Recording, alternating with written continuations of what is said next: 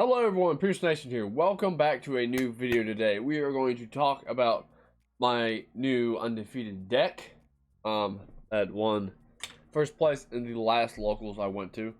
No one could really answer to it, and the whole night I had play after play after play. I'll explain the side deck, the main deck, and the extra deck. It really hasn't changed in the past 2 weeks, but I have finally learned like all my trigger points and my combos, and this deck is kind of insane. If you don't know what it is Kashtira Tearlaments. I don't have the HyperPhoton Nova one, but I do have one I made my own, and this one is pretty strong. So we'll sit by and I'll go over everything about the deck, punching into all the monsters in the main deck, and you'll understand why they're there at the proportions that they are, because very good and it really does not miss. So without further ado, let's get into the combos. Alright, so we're back. We're gonna do the deck profile for the combos. I actually messed up in the last segment. I kind of caught that before I went off. This is the Kashtira deck that I did go undefeated with in the last locals, taking first place. The side deck is where this thing really comes together. The main deck is super tough right now. I'll show you everything about the card. Of course, my finger is trying to slide out here. Work. Go. That happens all the time. I've got to double sleeve these, that way it stops doing that. But without further ado, we'll go ahead and get into the deck profile, and I'll show you why this deck kind of went like undefeated. So, in my main, for my extra. I'll start you off with the main. Of course, we play 3 copies of Kashtira Fenrir. The correct proportions of the Kashtiras right now is right in front of you. You will always play 3 Fenrir. Very important. I never want to see him any less. Strictly because of his ability to, after your opponent activates monster effect, you can chain Fenrir at the end of the next chain to be able to banish a card face down that your opponent controls. That is currently face up, which is so nice. It's just saying, well, I don't want that card, let's get that out of here. And Fenrir is just ridiculous. So he's very good for just the interruption. Also, he adds any Kashtira monster from deck to hand. Very, very, very good. And he's got the inherent ability just to special summon when there's no monsters. So Fenrir is fan-damn-tastic. Next, we're playing 3 copies of Kashtira Unicorn. Kashtira Unicorn is also very important because he does basically the same thing, except he's the spell searcher. So, again, he's got the inherent special summon as well.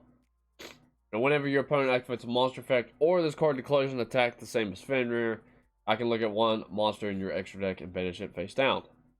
So if you play any one ofs in there, you might want to think twice about doing so, because this card will screw you up pretty bad. Also, this is the correct proportions you'll play after HyperPhoton Nova, because you do want to see Unicorn, as they are getting a lot of spells, and he searches 2 main spells, as in Papayas and Birth. Right now he just searches Birth, and everybody's like, oh, okay, that's fine. Well, when the set comes out, they'll really hate this card because of what this one can do. And he can spur into Fenrir. Fenrir can add a Rise Heart, and then like it just full combos. So again, it's very good to play at 3. There's no point not to. And then the last one, just for now, we're playing Kashtira Ogre at 3. Helps us get into plays, plus I can see the top 5 cards that my opponent is going to roll into, and I can choose one to banish face down to help me manipulate the game a little bit. So, Kashtira Ogre was putting in a lot of work and was enabling me to really see exactly what my opponent was going to draw into. And to be honest, I drew him into a Fusion Destiny after I got rid of DPE, which was absolutely incredible. Big brain out of me. This is literally the card that won me that game, and it's fantastic that you can do so that way. So, very good. He's also the Trap Searcher, and he does have the Inherent Summon. So, yeah. Very good. They all banish face down, which is exactly what they want to do. Now we're going to get into the tier side. So, we're playing 2 Reinhardt. Reinhardt's very important. Everybody knows Reinhardt. You can normal special summon. You can send a Tearlament card from deck to graveyard. This card sent to graveyard by card effect. You send 1 Tearlament card from your hand. Special summon this card, and then it does the whole thing. Okay. You got Reinhardt. It's pretty simple, easy cut and dry. Next we do play 3 copies of Sharon. Sharon's very important again. It's one of those cards that you kind of just have to play it the way it is. There's not really much you can do about it. These cards are really bothering me. These sleeves are brand new, and I just want to slide in and out of the sleeves. And I do not like my cards getting bent. So Sharon is the main line. So if you go Reinhardt, a dump or add, you normally add Sharon off like Kit Kalos, then use its effect to send like a Kashtira or something to special summon this card, mill top 3.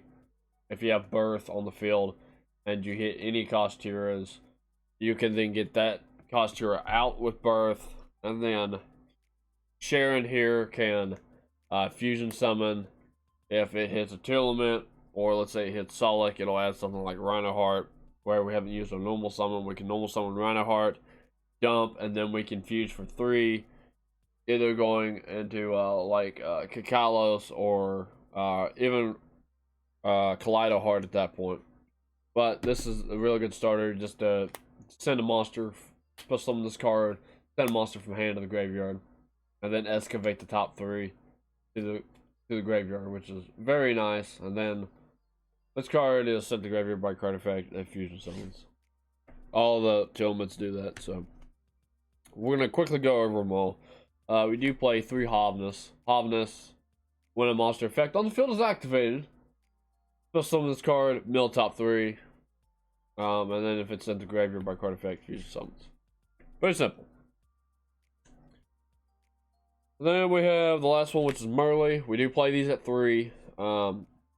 Reason is we want to see both sides as much as possible, because the Tearlaments and the Kashtiras are both broken, and they will be used together next format, so I have to get used to mixing them together, so that's what I've done. And Merly, if it's normal special summon, sends top 3. If it's card sent to graveyard by card effect, you can fusion summon, blah blah blah. You just put them back on the bottom of your deck, whatever. All the Tearlaments do that, so very important. Now, my 1-ups. I have 4 1-ups. First of all, I got Pankratops and the Wind Barrier. Reason for this is a level 7, and this is used for a play. Really locks out the game for my opponents, and this did lock out one of the games that I would end up winning. So, Barrier Statue of the Stormwinds is very, very good. Like, absolutely insane. So, like I said, this deck is popping, and Pank helps go into, like, some bigger plays, but not the biggest plays. And then, we run a Shaddoll package. We run Shaddoll Schemata and Shaddoll Beast.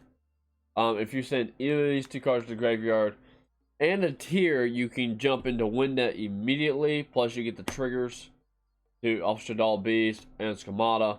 One's going to draw you a card, which this one's going to draw you a card, and this one's going to send Beast, and then Beast triggers to draw you a card.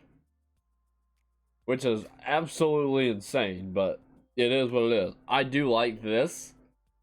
Somebody was facing me, a guy named Justice, play at the card shop, and he thought Beast was just in there for the draw power until I went Sharon, fused him into Wenda, and he's like, oh shit, yeah.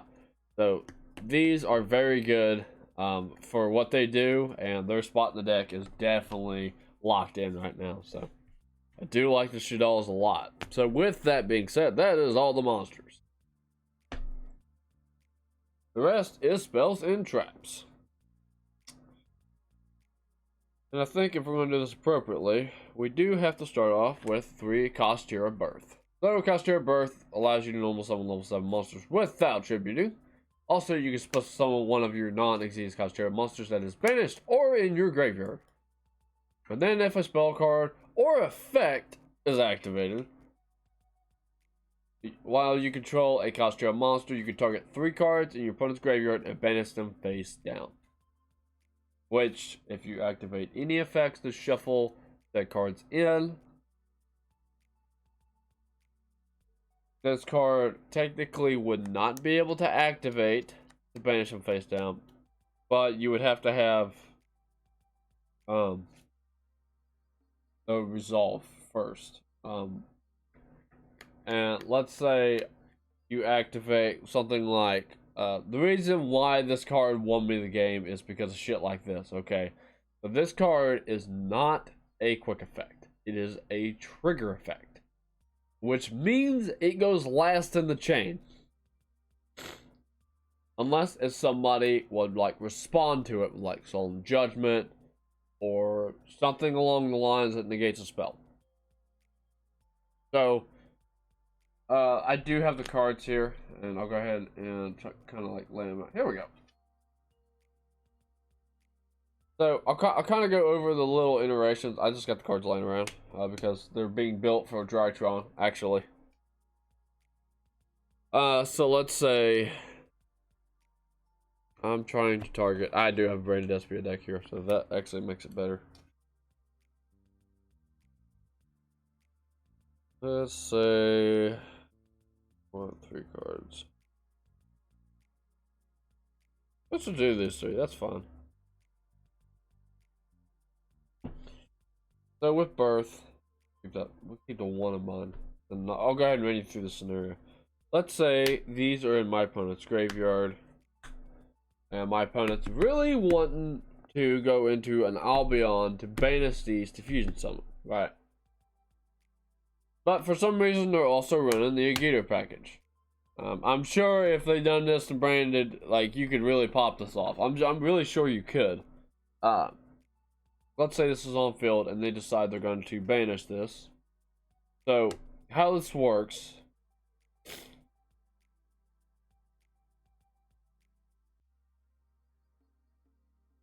is they know that my spell is going to banish 3. So once they start going through the chain, I'll be like, after your chain, I will respond with Birth, because it always has to go last. But they go, okay, respond with Keldo targeting 1, 2, and 3. Okay, and then again, Birth goes last in the chain, going chain 3, and then says, oh yeah, I like these. And then Keldo doesn't resolve. It just gets banished. So that's typically how you end up. You end up with 3 banished cards that are face down, and the Keldo will send itself for cost with nothing to banish. I believe it's cost correct.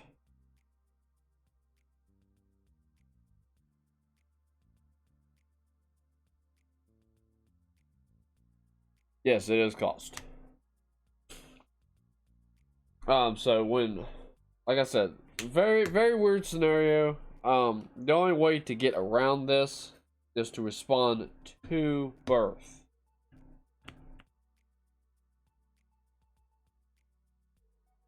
See, because normally you have the Albion activating chain 1, targeting bang, bang, bang. And they'll normally want it to get off and just be like, okay, on that, since you activated Brand Fusion, I get to target 3, bang, bang, bang. And then you can be like, oh, I'm going to respond with Keldo. Go bang, bang, bang to return all 3. Don't know why exactly you do that. So you return them all, it loses its targets to banish, and that's basically it. That's the only how you can out it with Keldo. So with that being said, as you probably realize by now, this Kashtira deck is pretty damn hard to deal with. Now, with that being said, we do have the 3. Play with 3, no less, please. It doesn't make any sense. Now, once HyperPhoton Nova comes out, you can play them at 2, and they'll be fine. because you don't have to see it a whole lot because you can search it now. So the next three are very important. This is your draw power. This is the Sacred Sword of 7 stars. Now, if I was going into like games to where I'm trying to win, I would leave one of these in, and I would say the other two out for like Chaos Hunter or Lightning Storm, something along those lines. Because Sword banishes from hand or field, right? Hand or field, yeah. I should know that. I mean, I haven't played this deck in like probably 4 or 5 days by now. So I kind of forgot that. And then you get your Triple Tactics Talents here. Very important. This card is super clutch. It came up every game. Because I just had people trying to play on my turn, and I was just like, I'm just gonna draw 2. I don't think I ever took a monster. I really don't. I think I'd done it once against a Dark Wolf player because he had 2 graph just to take his graph. Kind of just swing them into each other. Now, I think that's the only reason I took his graph in the first place. I think that's the only monster I actually took the whole game. So, yeah, 3 Triple Tactics Talents. Just whenever your opponent activates a monster effect during the main phase. You can just be like, well, I'm going to draw 2 or take that monster. Or banish one from your hand face down. Doesn't really matter. And then, real clutch card lately has been Tearlaments Scream. First of all, it mills 3 when a monster is normally special summoned. But you have to control a Tearlament monster, which is not hard to do. Now here's the thing. Here's the kicker. Until you can send the top 3 cards of your deck to the graveyard. Also, for the rest of this turn, all monsters your opponent controls lose 500 attack. All of them. Just all of them they control for the rest of this turn lose 500. Just because this card was activated. It's just a condition of this card, and I don't know why. That's kind of busted for me. Because normally they'll put out cards that are really close to like Fenrir and Ogre, and then all of a sudden this card just starts breaking through, and it's like, no, we're not gonna do that. Thanks, come again. So Scream is very broken. Plus, if you mill it, you add Solic. I never really got Solic that much, and didn't really care for it, but yeah, it is what it is. One of Paralino. Paralino is one of the better field spells, believe it or not. It does, when Scream goes off, man, you are 1,000 ahead. With like Kaleido Heart and Rukalis. Like, this card is just busted. Plus, anytime if you summon, you pop a card, or if your opponent decides they're gonna like Keldo, oh, I want to shuffle back in your Tearlament cards, this card still activates. The card completely states, if a Tearlament monster you control or in your graveyard is shuffled into the deck or extra deck, you can target one card in the field and destroy it. It does not say to a fusion summon. That is 100% correct. So, with Paralino, this deck becomes really broken really quick. This is the proportion for after HyperPhoton Nova. So, if you want to play more right now, you can. Really don't see the point. You have a set coming out in 2 weeks, and by the time these come in, that set will be out, and you'll be like, I don't know, like $80 in debt. With HyperPhoton Nova coming around the corner, which has a lot of really good cards in it, boosting this deck up and beyond its capability limit. So I would just run the one Paralino if I was you. Unless if you already have the 3, then go for it. We play the 1 Instant Fusion to bring out Kit Kalos. 1 Terraforming, again, to grab Paralino right now. That'll come up later. It's real simple. And then we play the 1 Kashtira Birth and the 1 Tearlaments Solic. Very good card. It's supposed to summon from hand or negate a monster effect for good. And this one right here allows you to supposed to summon a Kashtira monster from hand or banished. And then if your opponent activates a trap card or effect, you can banish one card in their hand. And Solic, if it's milled here, will be able to grab you any pure monster. So, very good cards. I wanted to play Solic at 2, but I just don't have the room for it. And it doesn't really matter because, you know, I'm not really losing, so. Yeah, I think I'm pretty comfortable at the moment with winning. So, let's go extra. We'll start with the back. So, BLS, Black Luster Soldier of Chaos, will be in this deck. It is currently on the way. I do not have it here. It's just gonna make it even more powerful, but my 2 links that I am playing is Dark the Dark Charmer, and I am playing Avermax. So, with these 2, they are, like, absolutely busted. I was finding that these 2 together are just a big bundle of chaos. So, almost got into Avermax, but I never did because I'm just missing that 1 card that'll help me get into Avermax, which is BLS. BLS will really help me get into Avermax quick.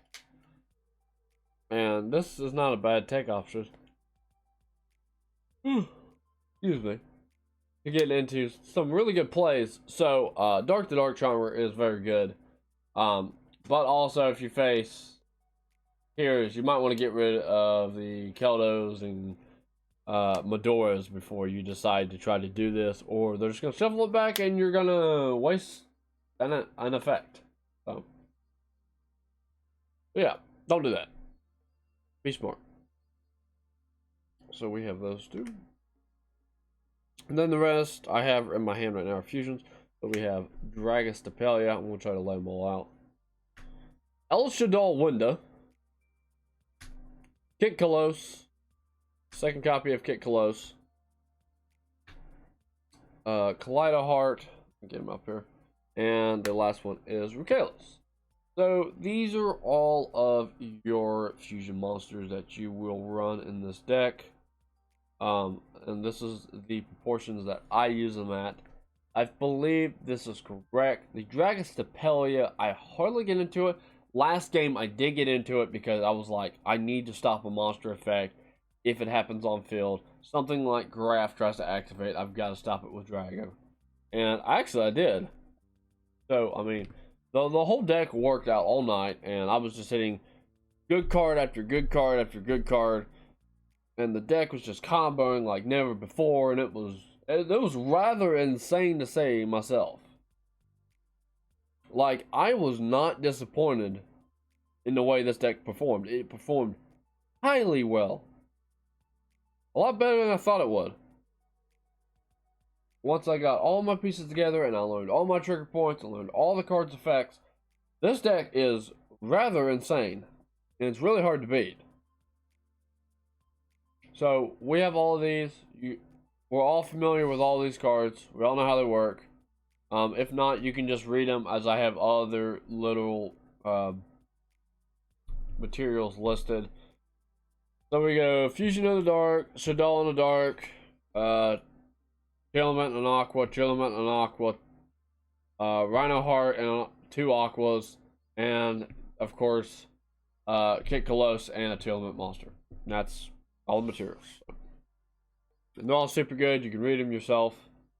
I've went over the Tearlaments like, I don't know, 500,000 times, so I believe in y'all. Y'all got this. Alright. Now with the Xyz monsters, there's just about the same amount. So we're going to lay them out here. So let's go with Dracosac, a very important one, which is why we need BLS, because we can make BLS off of its effect. Make the 2 tokens. We just go bang, bang, bang. Link 3 into BLS. Great. Next is for a barrier statue, which is Raid Arsenal Falcon. Just to detach one and make your barrier statue straight from deck is very nice. Which is also a level 7, which is nice. Harmonizer, which is card my buddy gave to me. Again, this card is really good against shit like Agito and Keldo or any tier matchup I go against, because Harmonizer can just attach that damn card's material. So that's very nice. And also it can't be destroyed by battle or card effects with the card it has as material.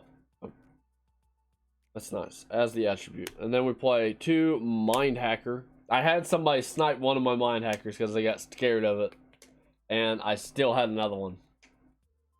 And then to round that off, we do have 2 Shingra Ira, which is the main card that locks out zones, special summons Kashtiras on every standby phase, and also has battle protection and card destruction protection by detaching a card. So very tough. Did get Dark Hole, but it was not enough. As this deck just likes to fight through everything. So with that being said, that is the extra deck. Very good cards, like them all. Diablos, don't know what it does. It likes to banish cards face down, and then this thing triggers, and then it banishes again, and this thing triggers. So you lock out like 2 zones with Mind Hacker. So if you're gonna play the deck, I prefer use these. This will still be good. They'll still use it, and they'll still use it. Just gonna tell you this now. The fusion cards will be cut down definitely, because they will make room for Rise Heart. So I see like possibly Dark Charmer coming out, and probably either Wenda or Drago coming out. They might leave Drago just to have that on-field negate. Very good there. And now we're going to get on to the side deck. So this is my big thing of spice. Okay, and this is specifically why I won. So first we're going to start off with 3 copies of Chaos Hunter.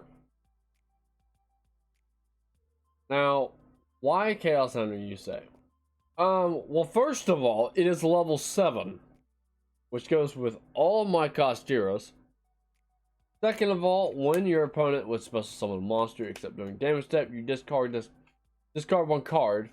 Special summon this card from your hand. Your opponent cannot banish cards. Period. Okay, that's great. But I still can banish your cards. So if I go against like a mirror matchup, if I go against Sword Soul, if I go against Vlon de Reese, Exosister, this card is gonna be a pain in the ass.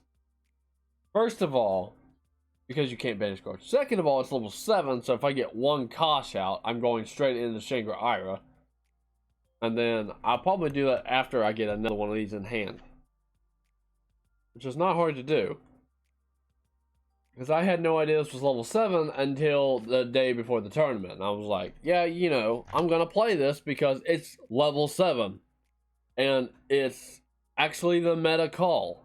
Like, people overlook the fact that it's level 7. And I'm like, whoa, this can be good. I almost thought about throwing it in the deck. But I do have to get rid of a resource in order to do this. So, yeah. Chaos Hunter. Super fucking good. So next of all, talking about really super good cards. Lightning Storm. Lightning Storm is super good. I sided this card twice and pulled 2 in hand both times.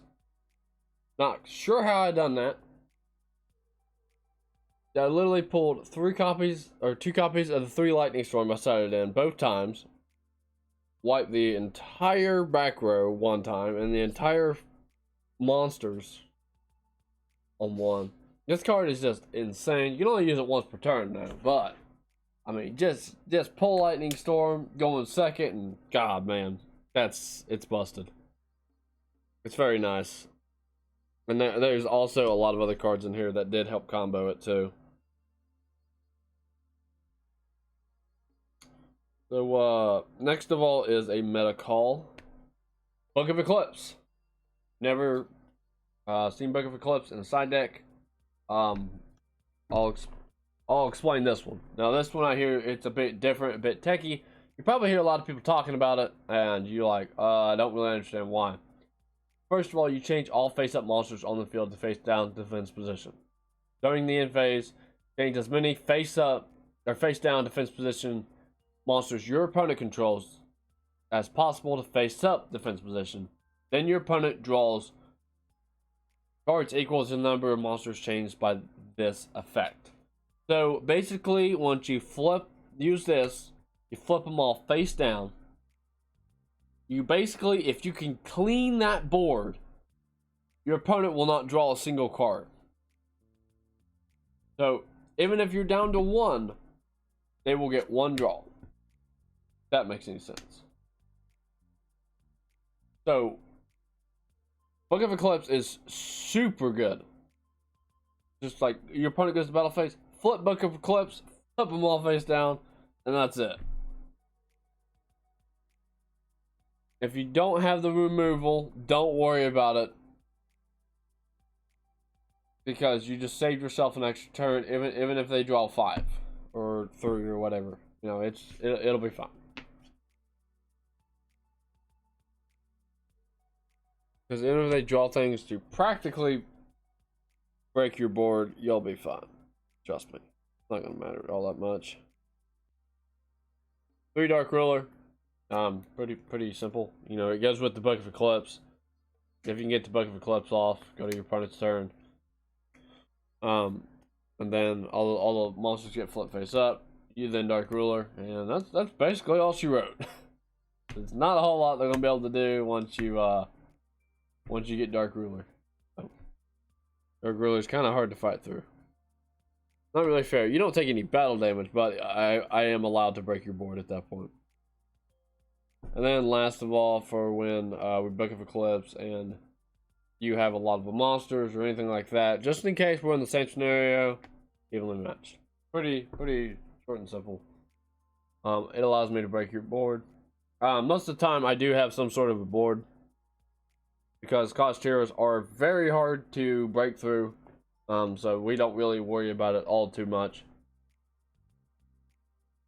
So yeah, this is basically all that there is in the side deck. That is basically all you need. Like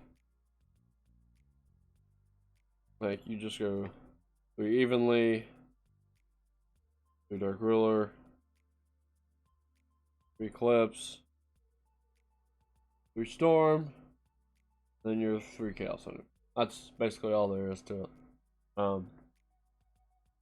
The deck's very hard to break through. It's not like it's not easy. I will say that myself.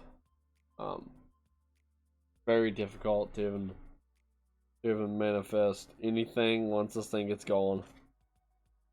And that side deck doesn't help because it's got so much going on with it. So that is the entire main deck. Just thought I'd go ahead and make this profile since it did go undefeated. That way you all can really understand like what I'm going for in the future, and you know, you can see kind of the meta deck I am playing at the moment. So without further ado, I'll go ahead and end the video here. Hope you guys liked the video. If you guys want the combos for it, let me know, and I will make a combo tutorial for this Kashtira Tearlaments deck before HyperPhoton Nova. Hope you guys enjoy it. I'm Pierce Nation, and I'll see you in the next video. Pierce Nation, out.